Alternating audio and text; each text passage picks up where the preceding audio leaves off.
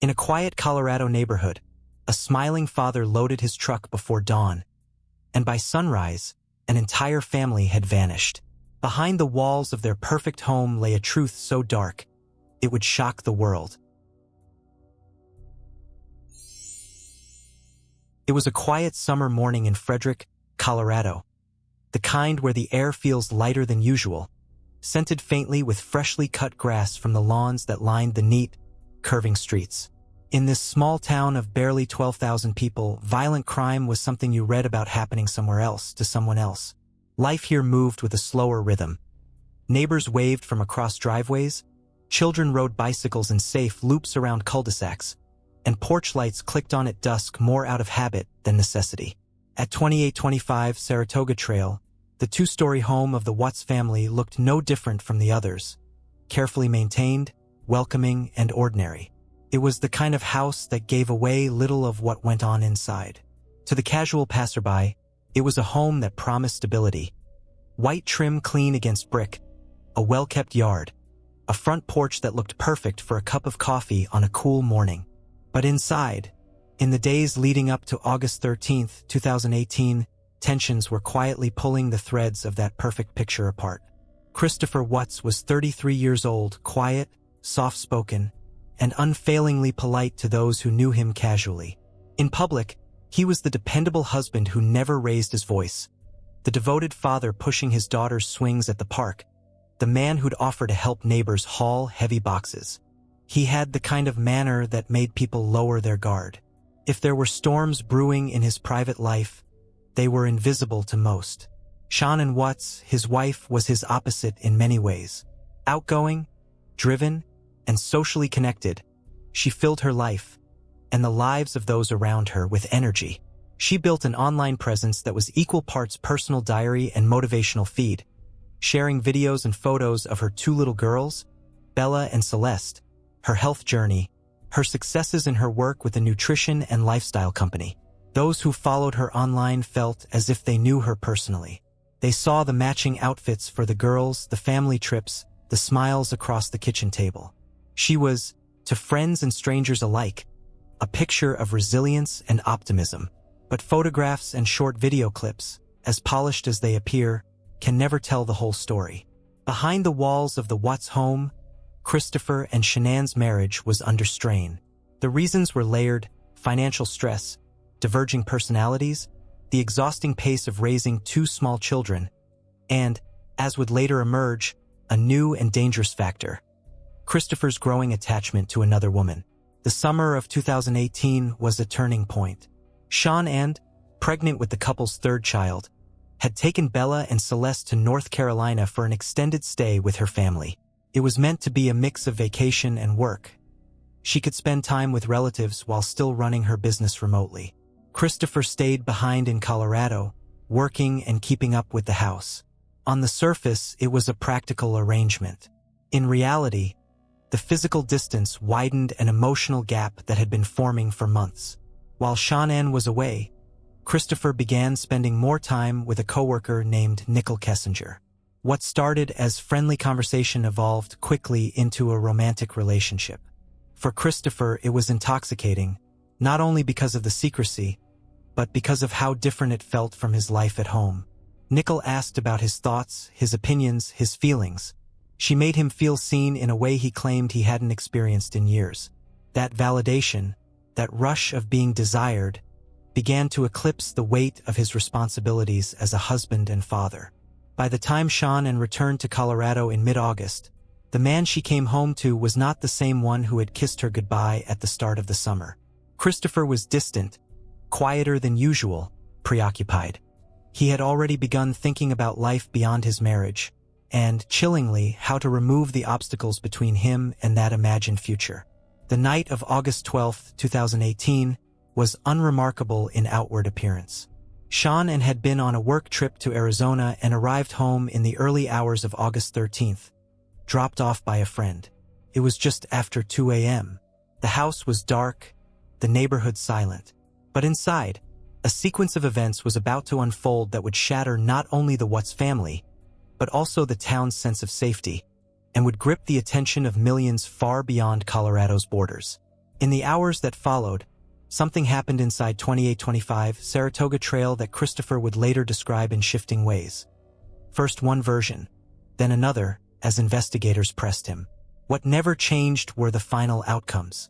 Shanann, Bella, and Celeste, and the unborn baby Sean and had already named Nico, would not survive the morning. By midday, Shanann's friend, concerned that she had missed a medical appointment and wasn't answering her phone, called the police for a welfare check. Officers arrived to find the house eerily still. Shanann's car was in the garage, her purse and phone inside. The girls' beloved blankets were missing from their beds. And Christopher, arriving home to find police at his door, played the role of the worried husband, insisting he had no idea where his family had gone. For the cameras that gathered outside that day, he gave an interview, asking Sean and the girls to come home, saying he just wanted to see them walk through the door. His words said one thing. His body language suggested something else. Viewers would later replay the footage, analyzing every blink, every forced smile, every too casual shrug. In the days ahead, the truth would begin to surface.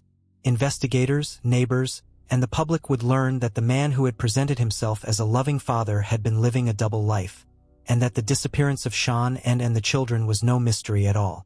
It was the result of a deliberate choice, made in the early hours of that Monday morning, to erase the very people who trusted him most. This is the story of how Christopher Watts, a man without a criminal record, without a history of violence, a man who by all outward measures seemed ordinary, became the perpetrator of one of the most chilling family murders in recent American history. It is a story about appearances, deception, and the dangerous weight of secrets. And it begins in a place where no one thought such a thing could happen. Morning light crept slowly across Frederick, Colorado, on August 13, 2018. By the time most of the neighborhood was waking, the Watts home was already at the center of a quietly unfolding crisis. Inside, the air was thick with absence. No children's voices, no hum of morning routines, no sound at all except the dull echo of footsteps as police officers stepped through the front door for the first time. The call for a welfare check had come from a friend, Nicole Atkinson, who knew Sean and well enough to recognize when something wasn't right. Sean wasn't the type to miss a medical appointment, especially not one related to her pregnancy. She wasn't the type to ignore phone calls or texts, and she certainly wasn't the type to leave her purse, keys, and phone sitting inside the house while vanishing without a word. Nicole had dropped Shanann off at around 2 in the morning after a late flight from Arizona. She'd seen her walk inside.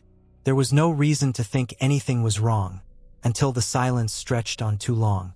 When Christopher pulled into the driveway that morning to find police already there, his face betrayed little.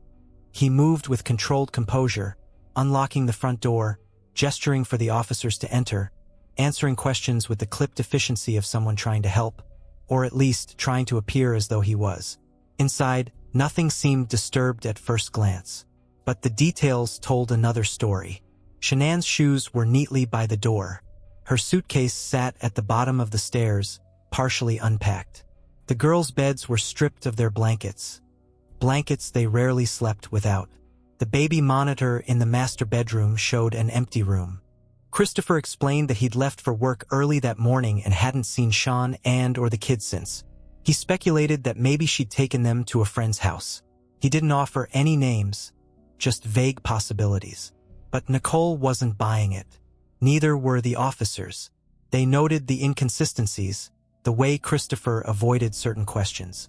They also noted something harder to articulate, a strange lack of urgency. It wasn't the reaction they'd expect from a man whose pregnant wife and 2 young daughters were missing. As the day wore on, word spread quickly. Neighbors stepped outside, drawn by the sight of police vehicles and the low murmur of voices in the driveway. Reporters began to arrive, cameras at the ready. To them, Christopher was the only available source, and he agreed to speak on camera, a decision that would haunt him in the court of public opinion. Standing on his front porch, arms folded, he pleaded for Sean and the girls to come home.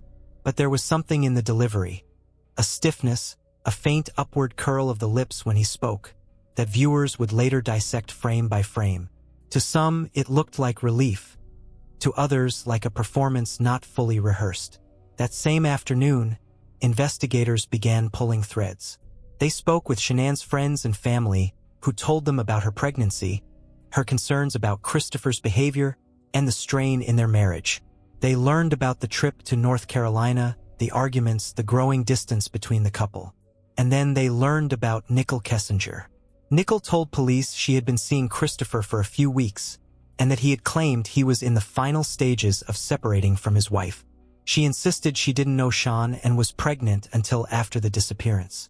Still, her presence in Christopher's life added a new dimension to the investigation and a possible motive.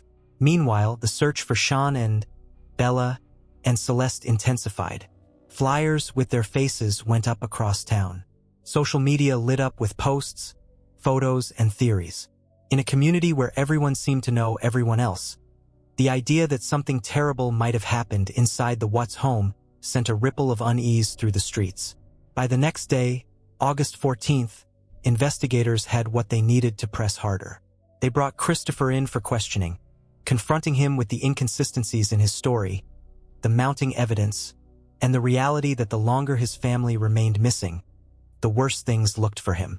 At first, he held to his story that he didn't know where they were, that maybe Sean and had left with the kids. But the walls were closing in. Detectives knew it, and so did Christopher. What happened next would mark the turning point in the case.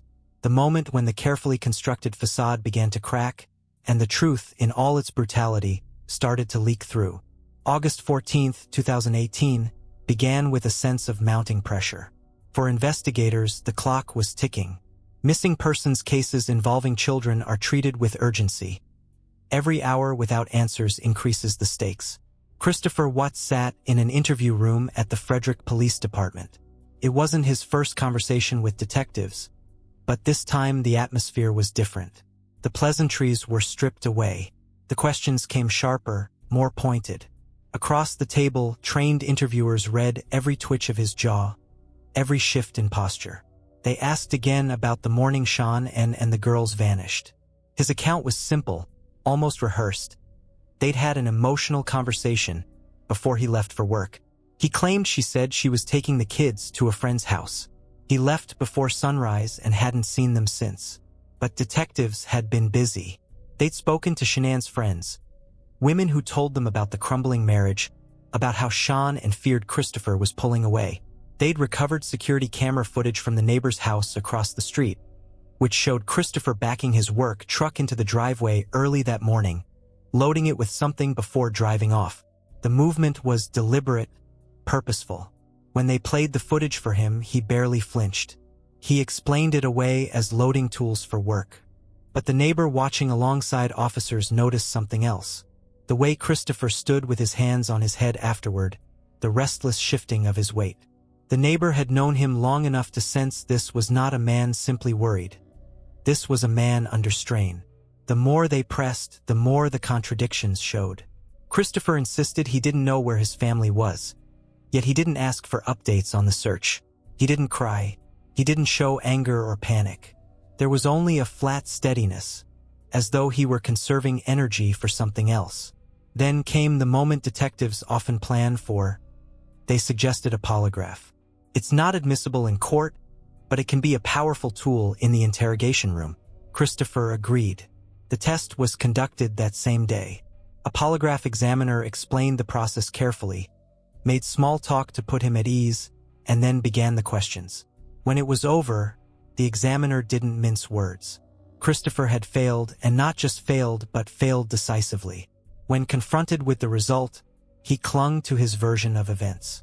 But cracks had formed. Detectives shifted strategy, offering him an out, a way to explain the unthinkable without casting himself as the sole architect. They suggested a scenario. What if Sean had hurt the girls and he reacted in anger? It was then that Christopher gave his first confession. He claimed he had seen Sean strangling one of the girls on the baby monitor. In a blind rage, he said he strangled her. It was a story that made little sense to investigators, but it was more than he'd admitted before. The partial confession opened the door for the next step. Detectives told him he needed to speak to his father, Ronnie, who had just arrived at the station. The two were left alone in the room. Christopher's voice dropped as he told his father, "I killed her." He repeated the claim that it was only Shanann and he'd killed, insisting she had harmed the girls first. Outside the room, detectives listened. They'd heard enough to move forward. By the afternoon of August 15th, Christopher Watts was under arrest. Search warrants were obtained for his worksite, a remote oil field owned by Anadarko Petroleum. The site was isolated, accessible only by dirt roads cutting through miles of flat, open land. There, on the edge of a desolate patch of industrial equipment, investigators would make the grim discoveries that confirmed their worst fears. In a shallow grave nearby lay Shanann and Watts, wrapped in a sheet from the family home. Not far away stood two towering oil storage tanks. Inside each, submerged in crude oil, were the small bodies of Bella and Celeste. The method of disposal was as shocking as the act itself. The girls' bodies had been forced through an 8-inch hatch at the top of the tanks, a detail that would horrify even the most seasoned investigators. It was deliberate, it was calculated, and it was irreversible. The search for missing persons had now become a homicide case. The quiet community of Frederick would never look at Saratoga Trail the same way again. And Christopher Watts, once the smiling father in family photos, was now a suspect in one of the most disturbing family murder cases in recent memory. The news broke quickly. By the evening of August 15, 2018, word was spreading that the search for Shanann and Bella and Celeste had ended, not with a rescue, but with the recovery of their bodies. Television anchors spoke in hushed tones, as if lowering their voices could soften the brutality of what they were reporting. Photographs of the smiling family, once used in hopeful appeals for their safe return, now accompanied headlines about murder charges. The shock was immediate and wide-reaching. In Frederick, neighbors who had waved to Christopher on his morning jogs or stopped to chat in the driveway found themselves replaying every interaction, looking for signs they'd missed. Parents in the neighborhood struggled to explain to their own children why Bella and Cece wouldn't be coming back to play. For many, the most unsettling part wasn't only the crime itself. It was the idea that the man accused of committing it was someone they trusted, someone who seemed incapable of such violence. The question that echoed through the streets and across the country as the story went national was simple but unanswerable. How could he do this? The next day, August 16th, prosecutors in Weld County formally charged Christopher Watts with multiple counts of first-degree murder, 1 for Shanann and 2 for each child under the age of 12, with additional counts for the unlawful termination of a pregnancy and tampering with a deceased body. The charges painted a picture of calculated intent, not a spontaneous explosion of rage. The courtroom was packed for his first appearance. Cameras captured him in an orange jumpsuit, shackled, his face expressionless. Reporters jotted notes furiously, while in the rows behind, members of both the Watts and Rzusek families sat in tense silence. The prosecution made it clear. They believed Christopher had planned the murders, then driven Shanann and the girls to the oil site where he worked. It wasn't just the killings. It was the cold, methodical way he had attempted to erase them. Outside the courthouse, the public mood was unforgiving. Social media pages lit up with outrage. Comment sections filled with condemnation, disbelief, and grief. Shanann's online presence, once a source of pride for her, was now a living archive. A place where strangers pored over her videos, analyzing her smile, her words, her tone, searching for clues to what had been happening behind closed doors. In the days that followed, details emerged that deepened the sense of betrayal. Investigators revealed that Christopher had been having an affair in the weeks before the murders. The woman, a co-worker, told police she believed he was in the process of separating from Shanann. She described their relationship as intense, but insisted she had no part in what happened. For prosecutors, the affair was more than a footnote, it was a possible motive. A new life, unburdened by marriage or fatherhood, may have been what Christopher envisioned. The existence of another woman didn't explain everything, but it offered a window into his state of mind during those final weeks. Meanwhile, the community grieved in its own way. Vigils were held, candles lit, prayers offered. On Saratoga Trail, the Watts home became a shrine. Bouquets, stuffed animals, and handwritten notes lined the front walk. People who'd never met Shanann or the girls came to leave flowers, to kneel in silence, to cry. If there had been any lingering doubt about Christopher's guilt, it evaporated when prosecutors laid out the evidence in court filings. The cell phone records, the neighbor's surveillance footage, the inconsistencies in his statements, and the discovery of the bodies in a place only he could have led investigators to. The trial that many expected would stretch for months never came. By early November 2018, Christopher Watts pleaded guilty to all charges. In doing so, he avoided the death penalty, a decision prosecutors said had been made in consultation with Shanann's family, who wanted to spare them the pain of a lengthy trial. On November 19th, in a courtroom heavy with grief, he was sentenced to 5 life sentences without the possibility of parole, plus an additional 84 years for the other charges. He would never walk free again. But even as the legal proceedings concluded, the question of why remained, and perhaps always would. The facts of what happened were now documented in evidence logs and court transcripts. But the inner calculations, the exact moment he decided to kill, and the truth about what played out in those final hours, those lived only in his mind. And in the months to come, through letters and conversations from prison, Christopher Watts would begin to share his version of that truth. A version that would be darker, more unsettling, and more complicated than anyone imagined. The sentencing was barely over before Christopher Watts was transferred out of the Weld County Jail. His notoriety made him a high-risk inmate. In the jail, whispers had already traveled from cell to cell. Some inmates had watched his story on the news before ever seeing him in person. Others only needed to hear the charges to form an opinion. And in the strict, often unwritten code of prison life, crimes against children carried the heaviest stain. Authorities decided to move him to an out-of-state facility under protective custody. The official explanation was safety, but the unspoken truth was that he wouldn't last long in the general population. His first days inside Dodge Correctional Institution in Wisconsin were stripped of any semblance of his old life. No soft carpets underfoot. No kitchen table where the girls once sat with their cereal. No family photos on the fridge. Now there was concrete, steel, and the ever-present clang of doors locking behind him. His cell was small, a narrow bed bolted to the wall, a toilet within arm's reach, a slit of reinforced glass for a window. Meals arrived on trays through a slot in the door. Most of his day was spent in silence, the kind that wasn't peaceful but oppressive, stretching the hours into something almost elastic. From the beginning, staff noted how calm he seemed. Too calm. He followed rules, kept his head down, spoke politely when addressed. He didn't pick fights or complain. To some, it was the behavior of a man resigned to his fate. To others, it was just another mask, the same one he'd worn in front of television cameras, now adjusted to suit his new environment.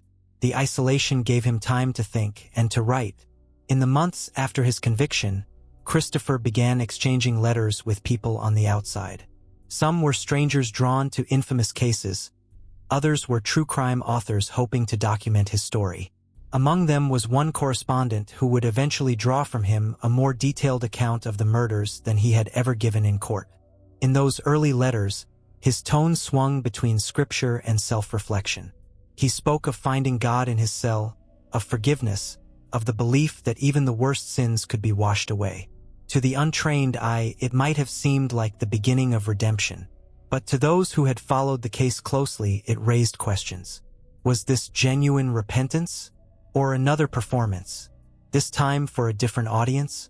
Inside prison, other inmates speculated about him in low voices during yard time. Some didn't understand how someone with no record, no public history of violence, could jump straight to annihilating his entire family.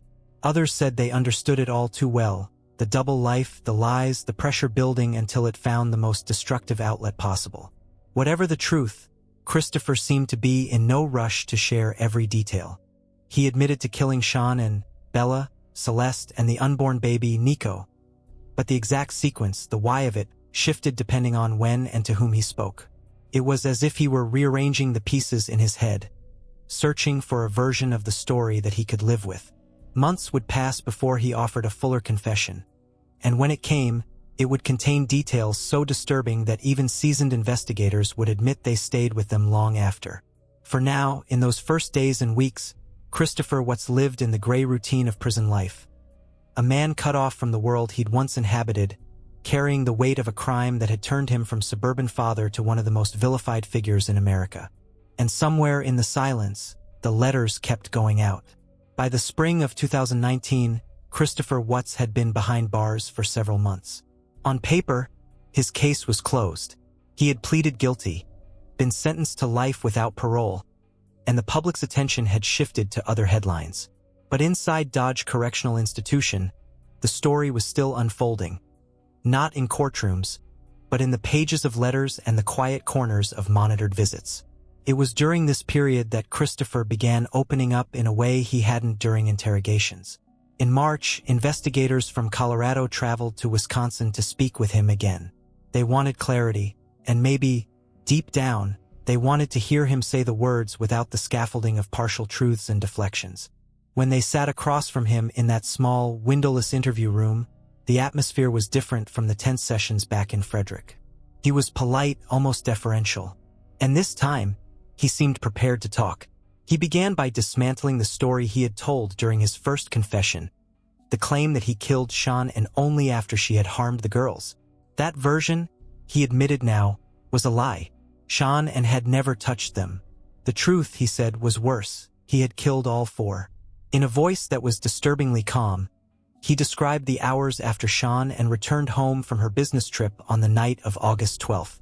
According to his account, they argued in the early hours of August 13th. She confronted him about the state of their marriage, about his infidelity. She told him he'd never see the children again. And in that moment, he claimed, something in him snapped. He said he climbed on top of her and began to strangle her. It was not quick. He admitted she fought back, that she said his name repeatedly, that her eyes looked into his until they went still. He spoke about it not with the heat of remembered rage, but with the flatness of someone describing a mechanical process. While Shanann's body lay on the bed, Bella and Celeste wandered into the room, sleepy and confused. He told them their mother wasn't feeling well. He wrapped her in a sheet, carried her body down the stairs, and placed it in the back of his work truck. Then, in a sequence that defies the most basic instincts of a parent, he put the girls in the back seat, alive, and drove them to the remote oil site where he worked. The drive took nearly an hour. In the confined cab of that truck, they sat with the body of their mother beside them. When they arrived, the killings continued. He smothered Celeste first, using her own blanket. Bella, old enough to understand what was happening, pleaded with him. Her last words, according to his own account, were, "No, Daddy." He smothered her too.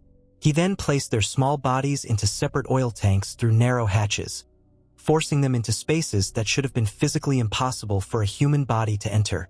He buried Shanann in a shallow grave nearby, the sheet from their bed still around her. Even in confession, there was a sense that he was holding something back, details that remained in the locked vault of his own mind. Investigators listening to him that day sensed it too. The crime, in its stark sequence, seemed almost too orderly, too free of the chaos and panic one might expect. It had the cold geometry of a plan, even if he refused to call it one. For the families, the confession was a double-edged blade. On one side, it dismantled the cruel insinuation that Shanann had harmed her own children. On the other, it forced them to confront the full scope of what Christopher had done, stripped of the lies that had dulled its edges. For the public, these revelations reignited fascination and horror. News outlets ran headlines about his full confession. Talk shows dissected his words, and true crime forums debated whether he had finally told the truth or simply crafted a new version to suit his image behind bars. Inside his cell, life returned to its quiet rhythm.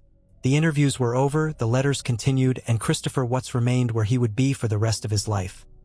A man who, even when telling the truth, seemed incapable of showing the kind of raw remorse the world expected. To be why the spring of 2019, Christopher Watts had been behind bars for several months. On paper, his case was closed.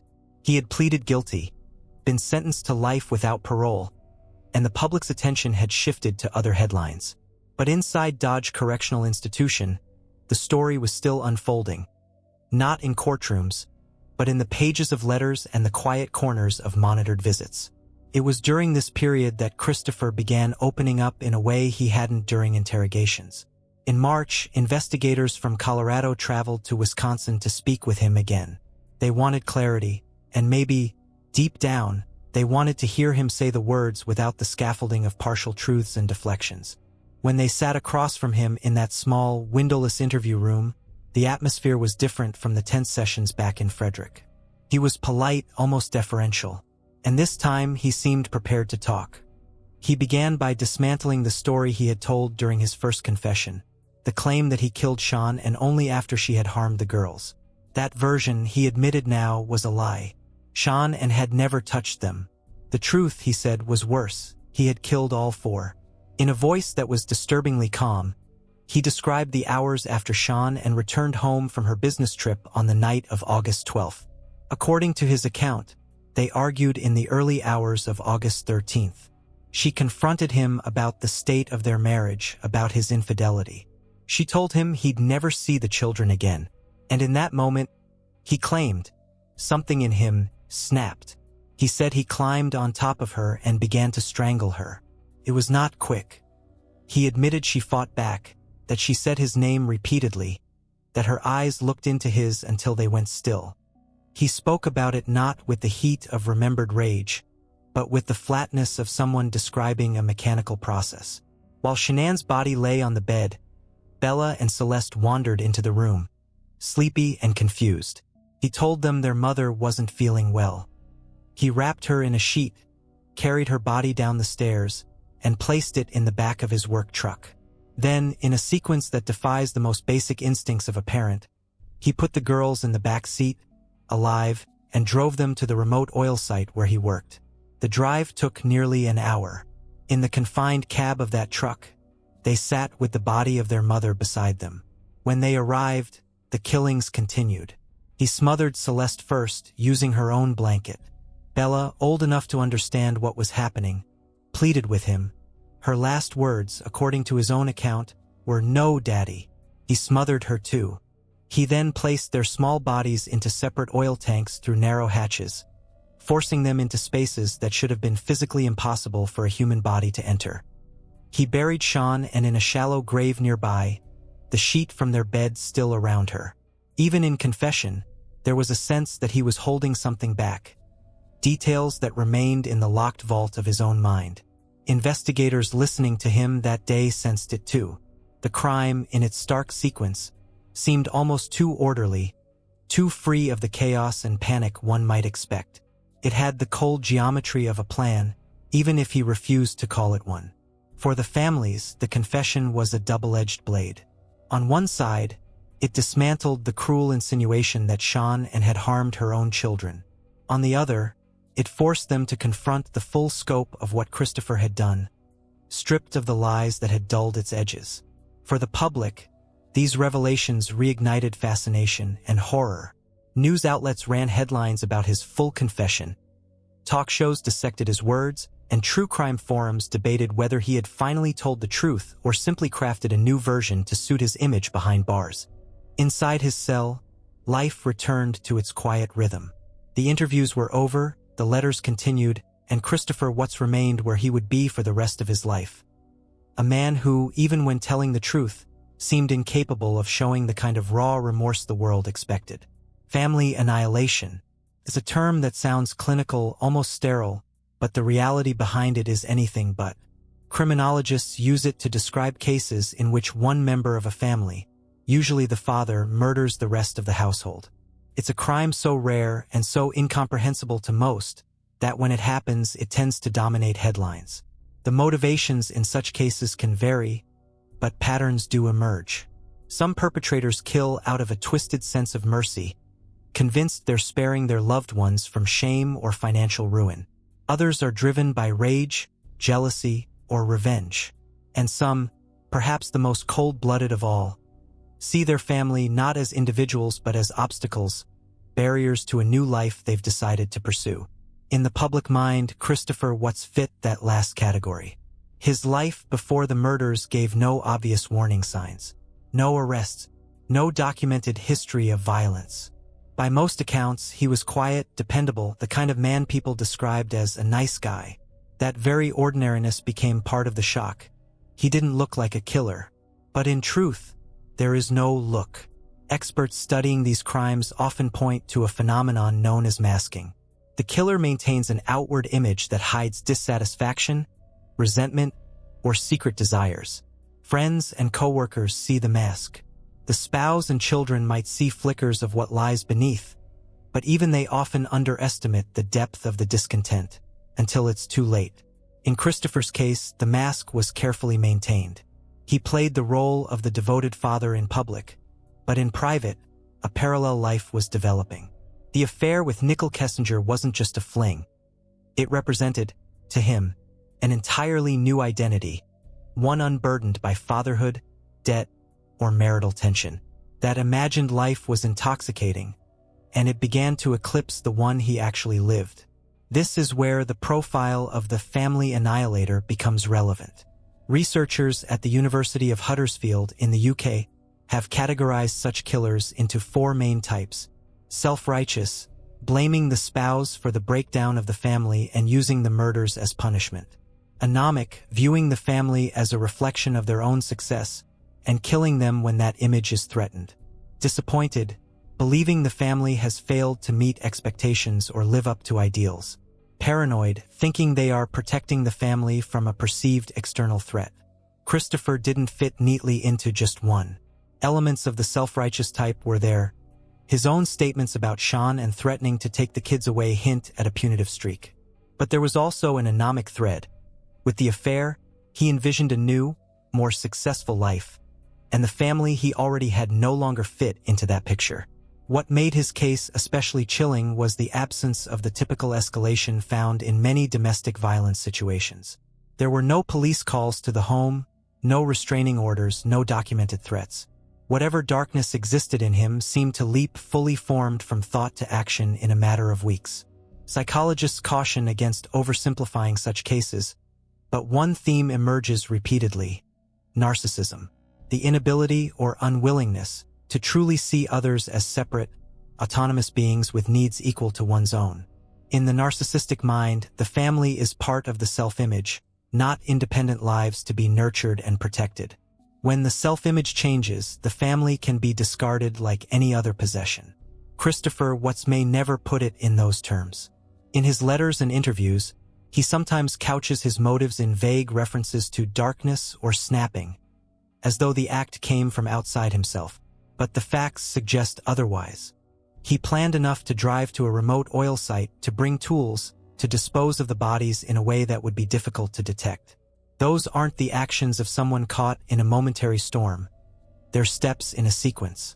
In the end, whether he fits a textbook profile matters less than the reality of what he did. But understanding the patterns, the masks, the triggers, the narcissism, may be the only way to recognize the warning signs in other cases before they end the same way. And in the months following the murders, as his prison correspondence continued, Christopher's words would reveal more about how he saw himself, and how, in some ways, he still clung to the mask even when there was no one left to fool. By the end of his first year behind bars, Christopher Watts had settled into the routines of prison life. The shock of his new reality had dulled into something steadier, the kind of resignation that comes when every day looks the same, and the boundaries of your world are concrete and steel. From his cell in Dodge Correctional Institution, he began writing more frequently. His letters often opened with Bible verses, copied in neat handwriting, followed by reflections on faith, sin, and redemption. He described long hours spent reading scripture, praying, and trying to listen for God's voice. In those letters, he painted himself as a man transformed, no longer the deceitful husband, no longer the murderer, but a sinner redeemed. He spoke of forgiveness, not just from God but from the families of those he'd killed. He said he prayed for them daily. To some, these words read as the genuine thoughts of a man grappling with the enormity of what he'd done. To others, they felt like another performance. The same instinct that had driven him to appear calm on his front porch in the hours after the murders, now redirected toward an audience of pen pals, journalists, and anyone willing to listen. Shanann's family was blunt in their rejection of his newfound religiosity. They saw it not as a sign of repentance, but as an insult, a way for him to center himself in the narrative again. Forgiveness, they believed, was not his to request. The Watts family, torn between grief for their granddaughters and love for their son, took a more complicated view. They were comforted, in part, by the idea that he had turned to faith. But even for them, the contradiction was sharp. The same man who quoted scripture was the one who had taken their granddaughters' lives. In some of his writings, Christopher hinted at supernatural influences, a darkness he claimed had been pressing on him in the weeks before the murders. He wrote of feeling something evil in the house, of dreams and sensations that made him believe forces outside himself had played a role. For criminologists and psychologists who studied the case, these claims were familiar. Offenders sometimes frame their actions in ways that soften personal responsibility, shifting the weight to external forces or even to spiritual warfare. Whether Christopher believed what he wrote or simply found comfort in the idea is something only he knows. He also began sharing what he called his testimony, the story of how he found God after committing the murders. In this telling, his crime became the turning point that led him to salvation. The message, at least on paper, was that if God could forgive him, anyone could be redeemed. But in the outside world, that message landed with a thud. For many, it was not inspirational but infuriating. Redemption might be a theological possibility, but the human cost of his actions was irreversible. No amount of prayer could bring back Sean and Bella, Celeste, or the unborn baby, Nico. And yet, the letters kept coming. Pages filled with scripture, reflections on his day-to-day life in prison, and the occasional, almost casual mention of the murders, as though he were still figuring out how to talk about them without breaking the careful tone he maintained. Whether these writings were acts of faith or acts of image management is still a matter of debate. But they added another layer to the paradox of Christopher Watts, a man who claimed to seek truth, while still controlling how much of it he allowed into the light. By 2019, the trial was over, the sentence handed down, and the man responsible locked away for life. But for the public, the Watts case wasn't finished, far from it. The sheer amount of material available made this case unlike most family murder investigations. Shanann had lived much of her life online, sharing videos, photos, and live streams with an audience that stretched well beyond her circle of friends. She let people into her home virtually, into the kitchen while she made dinner, into the living room while the girls played, into family trips, milestones, and moments of celebration.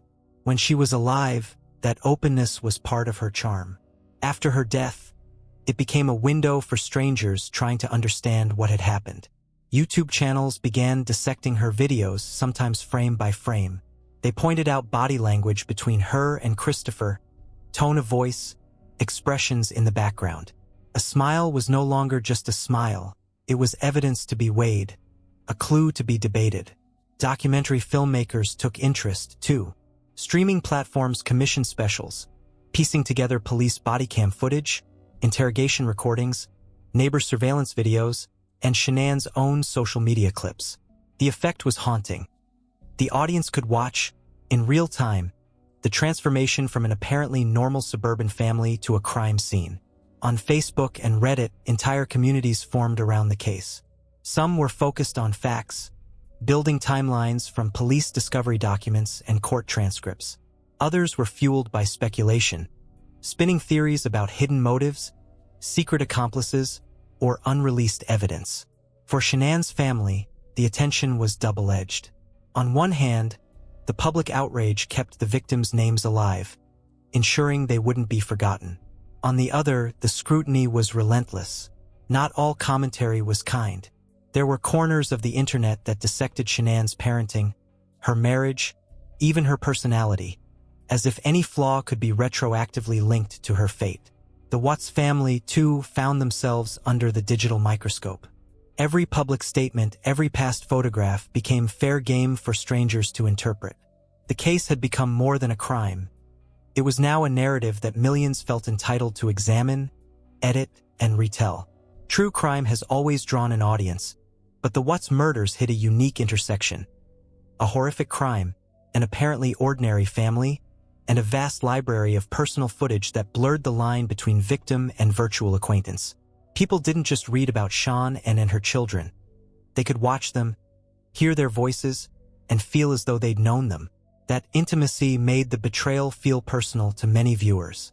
And it ensured that, long after the prison gates closed behind Christopher Watts, the story would continue to live online, replayed, reinterpreted, and reanalyzed by people who could not and perhaps would not let it go.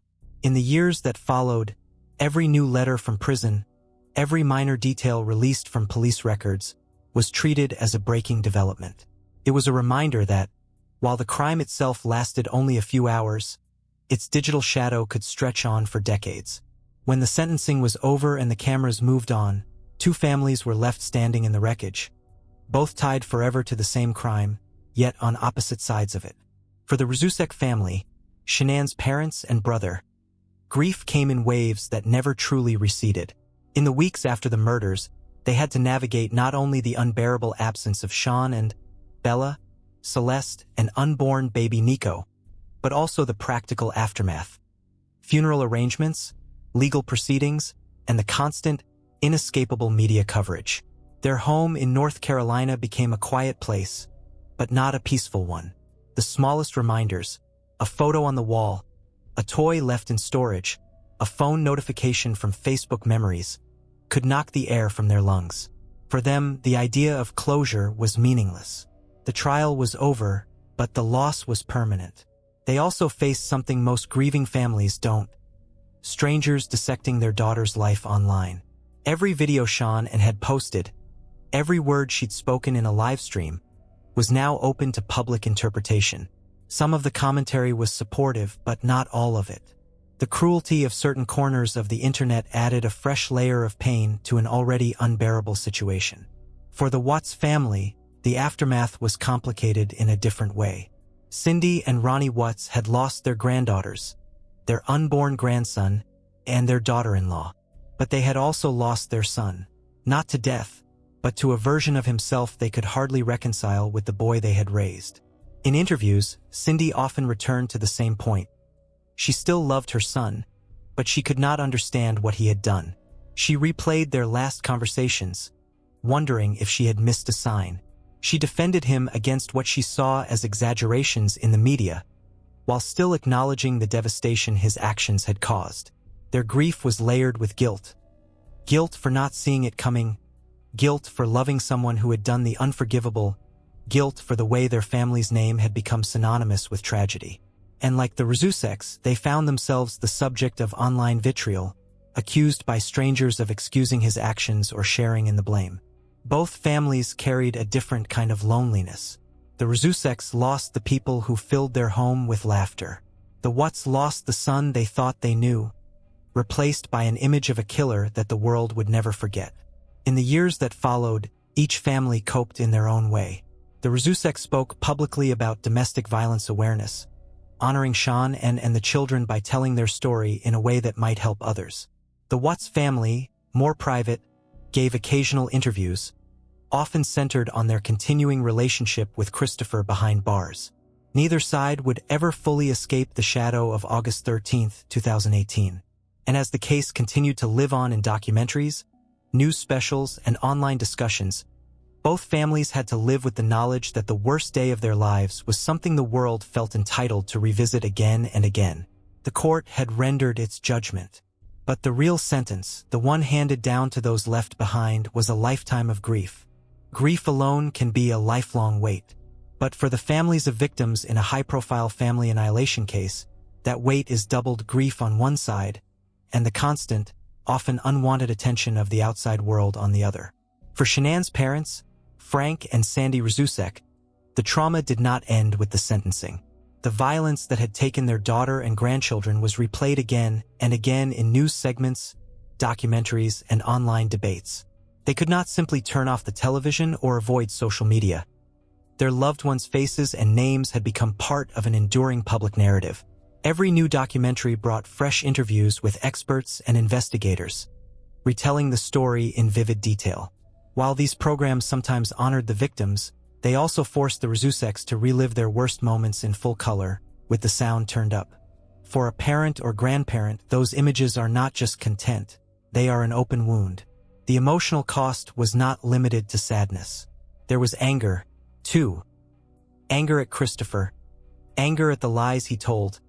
Anger at the strangers who sat behind screens critiquing their daughter's marriage or her personality as though they knew her. In grief counseling, they learned that such anger was natural, but that didn't make it easier to live with. The Watts family's pain was different but no less real. In the public eye, they were tied to the man who had committed the murders. Some believed, wrongly, that they had defended his actions or minimized the crime. Cindy and Ronnie Watts became reluctant public figures, walking a fine line between expressing their love for their son and acknowledging the horror of what he had done. For both families, ordinary life was gone. Trips to the grocery store could mean seeing a tabloid headline in the checkout line. A simple conversation with a stranger could turn into an awkward recognition, followed by sympathy or, sometimes, hostility. Psychologists who work with survivors of such cases say the trauma can be compounded by public ownership of the tragedy. When millions of people feel invested in the story, the surviving relatives lose control over how it's told, and sometimes over how they're perceived. Some survivors withdraw entirely, avoiding interviews, online spaces, and public events. Others, like the Rzuseks, channel their grief into advocacy, speaking about the warning signs of coercive control, emotional abuse, and the red flags that can precede domestic homicide. It is a way to reclaim some agency, to turn unimaginable loss into a tool for prevention. Still, healing in the traditional sense is elusive. Therapists often speak of integration, learning to carry the loss in a way that allows for moments of peace alongside the pain. But in high-profile cases, the reminders never fade enough for complete integration. The public will not let the memory rest, and the media will not let the case go cold. For the Rzuseks and the Watts, the date August 13, 2018, isn't just an anniversary. It's a fixed point that reshaped every year to come. Birthdays, holidays, even the changing of seasons are filtered through that lens. And in those moments when the cameras are gone and the world is talking about something else, the silence feels even heavier, because it is in that quiet that the full reality of absence settles in. When a family annihilation case breaks, one of the first questions people ask is, were there warning signs? It's a question rooted in hope, the hope that if we can identify patterns, we can stop the next tragedy before it happens. In some cases, the red flags are glaring. Prior domestic violence calls, threats, financial collapse, escalating arguments witnessed by friends and family. But in others, like the Watts case, the signs are subtle or hidden entirely behind a carefully maintained image. On the surface, Christopher and Shanann and Watts appeared to live a typical suburban life. They owned a home in a safe neighborhood. They were raising 2 young daughters with another baby on the way. Shanann was active on social media, sharing photos and videos of family outings, milestones, and her work successes. Christopher was quieter but present, often appearing in the background with a shy smile. Behind closed doors, however, the dynamics were shifting. Financial stress was mounting. The couple had filed for bankruptcy in 2015 and were still working to recover. Shanann's health challenges and the demands of her business meant Christopher often took on more of the day-to-day parenting. And then came the affair, injecting secrecy, guilt, and a divided focus into the marriage. Experts on family annihilation note that affairs themselves are not rare, but when combined with certain personality traits, narcissism, a need for control, an inability to handle perceived humiliation, they can act as a catalyst. The new relationship becomes not just an escape, but a blueprint for a new identity. Another common thread in these cases is the mask, the ability to present a calm, likable exterior while concealing dissatisfaction or resentment. Christopher had mastered that mask. Friends, neighbors, and even extended family described him as easygoing, conflict-averse, and dependable. That persona made it difficult for anyone to imagine him capable of violence, let alone murder. In hindsight, some subtle indicators emerge. His growing emotional distance from Shanann and in the weeks before the murders. His increased time away from home under the pretext of work. A loss of engagement with his children's daily lives. Even small behavioral shifts, less physical affection, avoiding eye contact, a change in tone, can signal a withdrawal from family bonds. But these signs, taken individually, don't necessarily point to danger. They can be explained by stress, fatigue, or the natural ebb and flow of a relationship. It's only when they're combined with a precipitating crisis, like an affair being discovered or the threat of divorce, that the risk can spike dramatically. Domestic homicide experts emphasize that one of the most dangerous moments in a volatile relationship is when a partner believes they are about to lose control over the other person. That loss of control might be emotional, financial, or custodial. In Christopher's case, Shanann's talk of separating and the possibility of her taking the children may have collided with his fantasy of starting fresh with someone else. Still, it's important to acknowledge that predicting such crimes is difficult, even for professionals. Many people experience marital breakdowns, affairs, and financial strain without ever resorting to violence. The difference often lies in the intersection of personality, opportunity, and perception of options. In the Watts case, the mask stayed firmly in place until the very end. By the time it slipped, it was too late for anyone to intervene. And that, perhaps, is the most unsettling truth. Sometimes the danger is not visible until after the damage is done. The day before the murders, Sunday, August 12, 2018, began like any other summer day in Frederick, Colorado. The neighborhood was quiet under a pale blue sky, kids riding bikes between cul-de-sacs, sprinklers ticking rhythmically across manicured lawns. Inside the Watts home, however, currents of tension were moving just beneath the surface. Shanann was in Arizona for a Thrive business trip, staying with friends and colleagues. It had been a weekend of networking, motivational talks, and late-night conversations, but she'd also been carrying an unshakable weight. The marriage she had once believed in was unraveling. Christopher had grown distant in ways she couldn't quite explain, and her instincts told her there was another woman. That afternoon, she texted friends about her worries. She spoke of wanting to fix things but also of feeling the coldness in his responses. Her friends noticed the shift in her tone. She was still determined, still loving, but there was a thread of anxiety winding through her words. Back in Colorado, Christopher spent the weekend with Bella and Celeste. Photos from those days, now seen through the lens of hindsight, show smiling faces, playful moments at a birthday party. To those present, he seemed attentive and calm. No one could see the storm forming in his mind. By late Sunday night, Shanann boarded her return flight. The cabin lights were dim, the hum of the engine steady as she scrolled through messages on her phone. Her seatmate later recalled she seemed tired but friendly. At one point, she leaned back, eyes closed, perhaps rehearsing the conversation she planned to have with Christopher when she got home. The flight landed in Denver just before 1 a.m. Monday morning, August 13th. Nicole Atkinson, her close friend, drove her from the airport to the Watts home. Security camera footage from a neighbor's house captured the moment. Shanann walking up the driveway, suitcase rolling behind her, the porch light casting a pool of yellow around her. Inside, Christopher was awake. He would later say he had been waiting for her, rehearsing in his mind how to tell her the marriage was over. But what happened next would never be fully known outside his own account. According to his later confession, they talked in the bedroom. The conversation turned to separation, custody, and the life they had built. Shanann confronted him about the affair she suspected. She told him he would never see the children again if he left. He claimed something snapped. In his telling, there was no shouting, no drawn-out argument. Just a sudden lunge, his hands around her neck, the bed creaking under their struggle. Shanann's voice, calling his name, grew faint. Minutes later, she lay still. What followed defies any logic of love or parenthood. Bella and Celeste, awakened by the noise, came into the room. Christopher told them their mother wasn't feeling well. He wrapped Shanann's body in a sheet, carried her down the stairs, and laid her in the back of his work truck. Then, with his daughters still alive, he buckled them into the truck's back seat and drove east into the dark Colorado plains. The road to the Cervi 319 oil site stretched out before him, a familiar route he had taken many times for work, but never like this. The girls must have asked questions. Perhaps they dozed, waking to the bump of gravel under the tires as the truck left the paved road. Dawn was breaking by the time they arrived, the light pale and thin over the vast, empty field.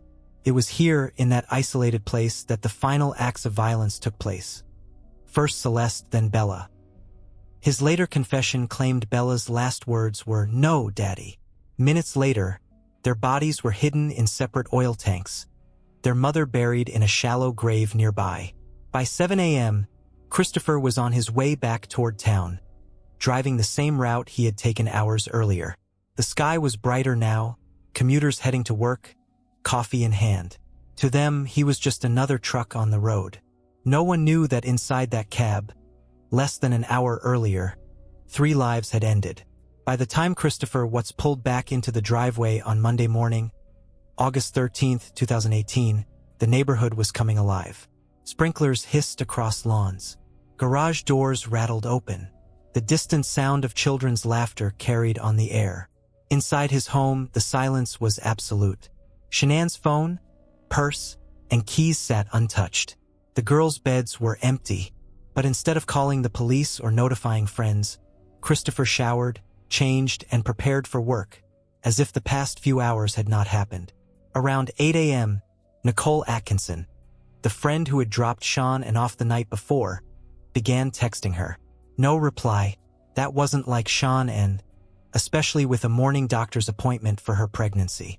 Calls went unanswered. Nicole's concern grew quickly. By late morning, she drove to the Watts home. She knocked, rang the bell. No answer. The blinds were drawn. Through the front door's glass, she could see the interior still and dim. She called Christopher, who claimed Shanann and had taken the girls to a friend's house. But the story didn't sit right. Nicole knew Shanann and wouldn't leave without her phone, purse, or car. And the car was still in the garage. At 1:40 p.m., Nicole contacted the Frederick Police Department for a welfare check. Officer Scott Kuhn arrived, soon joined by Nicole, her son, and later, neighbor Nate Trinastick. Christopher arrived shortly after, pulling into the driveway with a casual wave. Bodycam footage from that moment has since become infamous. It shows Christopher greeting the officer calmly, unlocking the door, and leading them inside. He points out Shanann's phone on the couch, still plugged in. Her wedding ring is on the nightstand upstairs. The children's favorite blankets and stuffed animals are gone. A detail he presents as though it explains their absence, though it only deepens the mystery. While Christopher walks through the house with the officer, neighbor Nate invites him over to view security footage from the previous night. The video shows Christopher backing his truck into the driveway around 5 a.m. and making several trips between the garage and the truck bed. Christopher shifts on his feet, folding and unfolding his arms, his eyes fixed on the screen. When the officer steps away, Nate quietly tells him, he's not acting right. Nate explains that Christopher's behavior is unusual. He never parks his truck that way, never loads it in the early morning. Back at the house, Christopher begins calling friends and family, asking if they've seen Shanann and/or the girls. He agrees to speak with local news crews, standing on his porch in a neatly pressed shirt, telling the camera he just wants his family back. He pleads for them to come home, his voice steady, his demeanor strangely relaxed for a man claiming his pregnant wife and 2 young daughters are missing. These interviews, meant to paint him as a concerned husband, instead set off alarms for many viewers. His choice of words, his lack of visible emotion, the way he folds his arms and rocks on his heels, all were analyzed in real time by the public. By nightfall, the missing persons case was drawing more attention. Flyers were being shared on Facebook. Local media was running continuous coverage. And behind the scenes, police were beginning to suspect that the man asking for help on camera might be the one who already knew exactly where Shanann and Bella and Celeste were. By Tuesday, August 14, 2018, barely 24 hours after Shanann and the girls were reported missing, the Frederick Police Department was already moving fast. What had started as a welfare check was now leaning heavily toward a criminal investigation. Detectives noted several inconsistencies in Christopher's account. He claimed Shanann and left with the children after an emotional conversation about separating. But her car, purse, and phone were all still at the house. There was no sign she had arranged a ride or taken essentials for the girls. Surveillance footage from neighbor Nate's camera had also planted doubt. That early morning loading of the truck, the repeated trips between the garage and the driveway, it didn't align with his claim that nothing unusual had happened before he left for work. That morning, investigators invited Christopher to come to the station to answer more questions. He agreed without hesitation, perhaps believing he could still talk his way through the mounting suspicion.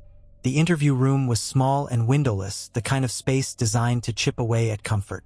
Detectives asked him to recount the previous 48 hours in detail. His tone was steady, his answers smooth. But when pressed on the timeline, his explanations began to loop and wobble. In between interviews, the Colorado Bureau of Investigation, CBI, brought in an agent trained in polygraph examinations. They offered him the test, framing it as a way to clear himself and help the investigation move forward. Christopher agreed. Polygraphs are not foolproof, and their results aren't admissible in court. But they can be a powerful psychological tool in an interrogation. Sitting across from the examiner, hooked up to sensors that monitored breathing, heart rate, and sweat gland activity, Christopher was asked direct questions. Do you know where Shanann is now? Do you know where Bella and Celeste are? Did you physically cause Shanann's disappearance? When the test concluded, the examiner didn't bother with a poker face. She told him flatly, "Chris, you did not pass." What followed was a calculated shift in strategy. Detectives re-entered the room, leaning forward in their chairs, their voices low and measured. They told him the time for lies was over, that the truth was the only thing left to salvage. Still, he resisted. Then came the suggestion to speak with his father, who had just arrived at the station. In a moment caught on video, Christopher sat across from Ronnie Watts and began to unravel. His voice cracked, his eyes reddened. He admitted Shanann was gone. But not by his hands, he claimed. Instead, he told his father that Shanann had killed the girls, and in a rage he had killed her. It was a story that shifted the blame, preserving himself as a man pushed to a breaking point rather than one who had premeditated the deaths. But to detectives, it was also an admission that all three were dead, and that he knew it. That partial confession opened the door for a search warrant, and soon, a convoy of law enforcement vehicles was heading toward the remote oil site where Christopher worked. By the time the sun set on that second day, investigators believed they knew where to find Shanann and Bella and Celeste. And deep down, they likely knew that Christopher's story, even in its truthful version, was just another layer of lies. The morning of Wednesday, August 15, 2018, dawned hot and cloudless over the Colorado plains.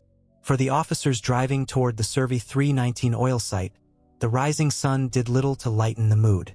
They had come here not with the hope of rescue, but with the grim expectation of recovery. Christopher Watts led them to the location himself. The site was remote, flat land stretching for miles, punctuated by storage tanks and rust-colored machinery. The air was thick with the smell of crude oil, a heavy metallic tang that clung to skin and clothes. As they approached, Christopher pointed toward a small patch of disturbed earth. It was there, in a shallow grave, that investigators found Shanann. She was still wrapped in the sheet he had carried her from the house in. The ground was dry, the soil loose, as if the burial had been done quickly with little care. A short distance away stood two large, cylindrical oil tanks, each with a narrow hatch at the top. Christopher's voice was flat as he told them where to look. Inside each tank was one of his daughters, Bella in one, Celeste in the other. For the recovery team, the task was as delicate as it was harrowing. The oil was toxic, the temperatures inside the tanks extreme. Crews had to work slowly, using specialized equipment to avoid contamination and to preserve any trace evidence. Every movement had to be documented, every step recorded. The emotional toll was immediate. Veteran officers, hardened by years of difficult cases, found themselves shaken.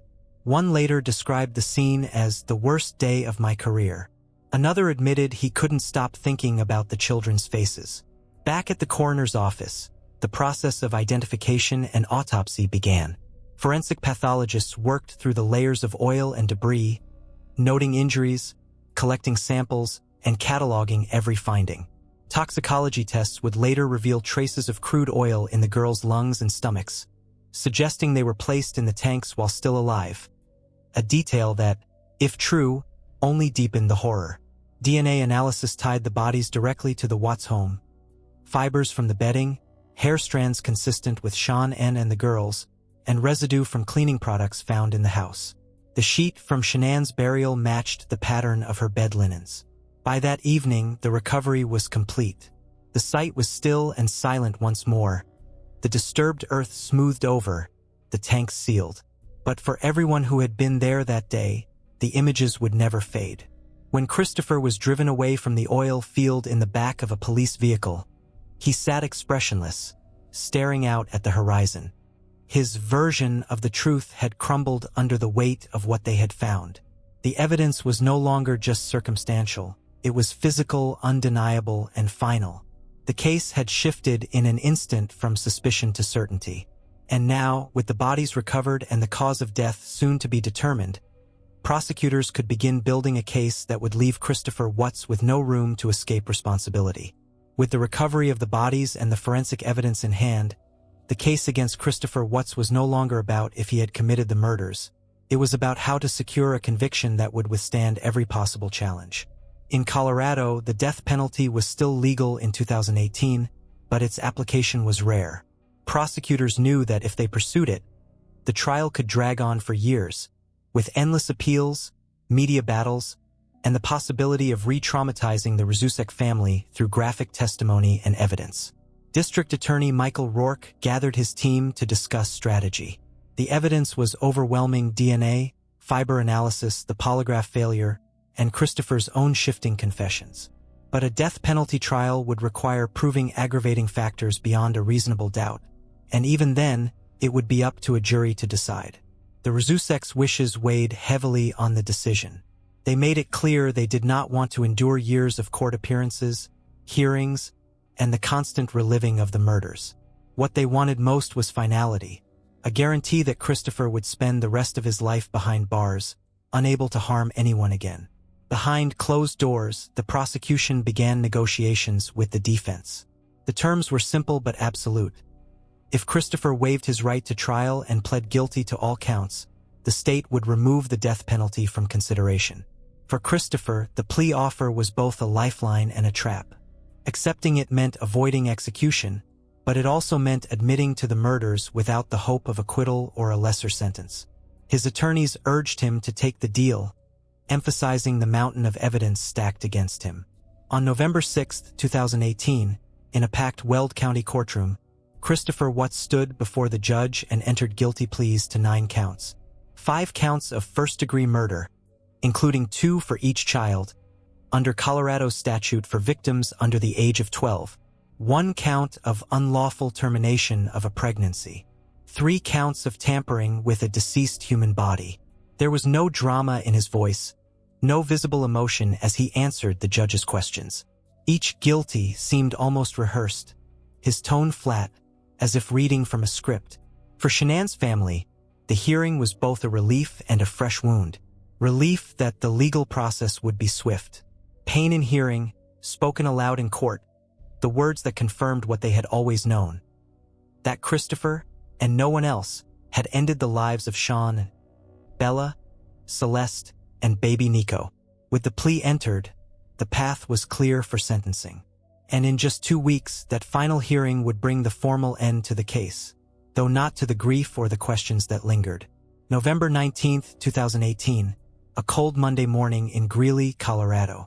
The Weld County Courthouse was already crowded hours before the doors opened for the sentencing of Christopher Watts. Reporters lined the sidewalk, their breath visible in the air. Cameras trained on the entrance where family members and attorneys would soon arrive. Inside, the courtroom was hushed but heavy with emotion. The Rzuseks sat together in the first row, holding hands. They had traveled from North Carolina not just to witness justice being served, but to speak directly to the man who had destroyed their family. Across the aisle sat members of the Watts family, their faces pale, their expressions unreadable. When Christopher was led in, he wore a faded orange prison jumpsuit, his hands shackled at the waist. He kept his eyes down, avoiding the gaze of both families. The courtroom clerk read the charges once more, each count followed by the word, guilty. It was a drumbeat of finality. Then came the victim impact statements. Sandy Rzusek was first. Her voice trembled as she described the joy Shanann had brought into the world, the pride she felt as a mother, and the agony of knowing her daughter's final moments were filled with fear and betrayal. She spoke directly to Christopher, telling him she would never understand how he could take the lives of his own children who loved him without question. Frank Rzusek followed. His tone was steady, but his words cut deep. He recounted the little moments, Bella's laughter, Celeste's hugs, the way Shanann glowed when talking about baby Nico. He told the court that their absence had left a hole that could never be filled. "I trusted you," he said to Christopher. "I thought you were a good man. You're not." Shanann's brother, Frankie, was more direct. He called Christopher a monster, a liar, and a coward. His anger was raw, but beneath it was heartbreak, the kind that comes from losing not just one loved one, but an entire branch of the family tree. Members of the Watts family also spoke. Cindy Watts told the court she loved her son but did not condone his actions. She asked for compassion, not for him but for the families left to grieve. Her voice cracked as she acknowledged the pain Christopher had caused and the reality that she would never again see her granddaughter's faces outside of photographs. Finally, Judge Marcelo Kopkow addressed the court. His remarks were measured but searing. He spoke of the most inhumane and vicious crime he had encountered in his career. He described the murders as cold, calculated, and utterly devoid of mercy. Then, one by one, he handed down the sentences. Life imprisonment without the possibility of parole for each of the 5 counts of first-degree murder, to be served consecutively. 48 years for the unlawful termination of a pregnancy. 36 years for the 3 counts of tampering with a deceased human body. It was, in effect, a guarantee that Christopher Watts would die behind bars. When the hearing concluded, the deputies led him away through a side door. He didn't look back. The Rzuseks held each other, tears streaming, while the Watts family sat in stunned silence. Outside, the cameras were waiting, but for those inside the courtroom, the true weight of the moment was something no headline could capture. Justice had been delivered, but for everyone who loved Shanann, Bella, Celeste, and Nico, justice could never bring them home.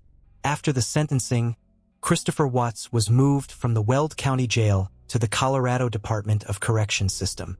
For security reasons, and to protect him from other inmates, he was eventually transferred out of state to the Dodge Correctional Institution in Waupun, Wisconsin. Life behind bars was a stark contrast to the suburban routine he had once lived. His days were now regimented. Early wake-ups, head counts, meals on a strict schedule, and long hours confined to a small cell. Contact with the outside world was limited to letters, monitored phone calls, and occasional visits conducted through glass. But even in prison, the case didn't fade. Letters poured in from strangers, some condemning him, others bizarrely offering sympathy, even affection. True crime enthusiasts, curious minds, and people drawn to notorious cases all wanted a piece of his story. It was through some of this correspondence, and later through recorded interviews with investigators, that chilling new details emerged. In early 2019, the Colorado Bureau of Investigation visited Christopher in prison for a follow-up interview. Freed from the constraints of a pending trial, he seemed more willing, almost eager, to talk. He admitted that his earlier claim about Shanann and killing the girls had been a lie. In reality, he had killed Shanann first, then murdered Bella and Celeste. The new confession filled in some of the most haunting blanks. Shanann had been strangled in their bedroom after a quiet but tense conversation about separation. Bella and Celeste were still alive when he drove them to the oil site. Celeste was killed first, smothered with a blanket in the back seat of his work truck. Bella, watching, pleaded with him not to do it. Her last words, "No, Daddy," still ringing in his ears. When asked why he did it, Christopher spoke of wanting to be with his mistress and starting a new life. He described feeling trapped, claiming he saw no other way forward. But to investigators, the reasoning was hollow, a thin veil over selfishness and cruelty. Inside prison, Christopher maintained a low profile. He worked simple jobs, attended religious services, and spent hours reading the Bible. Some inmates reportedly left him alone. Others saw him as a target. His notoriety made him both isolated and infamous. For Shanann's family, the prison interviews were another blow. Each new detail was like reopening the wound. And yet, hearing the full truth, or as close to the truth as Christopher was capable of telling, also meant there was no longer any doubt. The lies had been stripped away, leaving only the horror of what really happened. In letters to pen pals, Christopher sometimes portrayed himself as repentant, talking about his faith and his hope for forgiveness. But to many, these words rang as hollow as his porch interviews on the day Shanann and the girls were reported missing. The walls of Dodge Correctional Institution would be the boundaries of his world for the rest of his life. And though the outside world would eventually move on to other headlines, inside those walls, the reality of what he had done would remain, a sentence that required no judge to enforce. The Watts murders have long since left the front pages. The trial is over. The sentence is final. The man responsible sits in a cell hundreds of miles from the neighborhood where it all began. And yet, the case remains embedded in the public consciousness in a way that few family homicides ever do. Part of it is the sheer contradiction at its core, the image of a loving father and husband, carefully curated on social media, contrasted against the reality of his crimes. People who had never met Shanann and/or her children felt as though they had known them. They'd seen the birthday parties, the family vacations, the playful moments caught on camera. That intimacy made their absence feel personal. For the Rzusek family, life now exists in two timelines: before August 13, 2018, and after. Birthdays, holidays, and anniversaries are still marked, but now they are also memorials. Shanann's mother, Sandy, has spoken publicly about the need to remember her daughter not for the way she died, but for the way she lived, as a devoted mother, a loving wife, and a woman who overcame personal challenges to build a life she was proud of. The Watts family carries its own private grief, complicated by the fact that the man they love is also the man responsible for unimaginable harm. For them, the prison walls do not erase the blood tie, but neither do they erase the truth. In Frederick, Colorado, the house where the murders began still stands, a silent reminder to neighbors and visitors of what happened there. Some see it as a place that should be erased from the landscape. Others believe it's a necessary monument to the reality that evil can hide in plain sight. Online, the story continues to evolve. New documentaries and interviews emerge every few years, reigniting public discussion. Amateur sleuths pore over discovery documents, debating motives and timelines as if the case were still open. The fascination is unrelenting, fed by a mix of horror, disbelief, and the human instinct to search for meaning in senseless acts. Experts on domestic violence and family annihilation often point to the Watts case as a textbook example of coercive control and the danger posed when a partner decides they are entitled to erase their family rather than face personal consequences.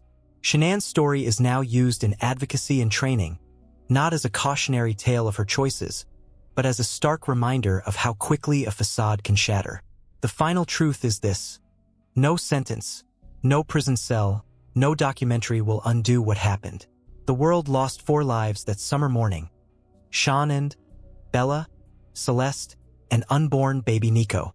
Their absence left a space that will never be filled.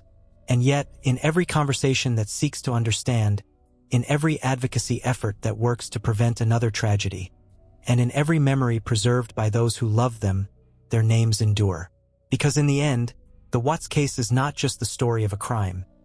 It is the story of a family that should still be here, and the hope that by remembering them, fewer families will ever have to live through a day like August 13, 2018.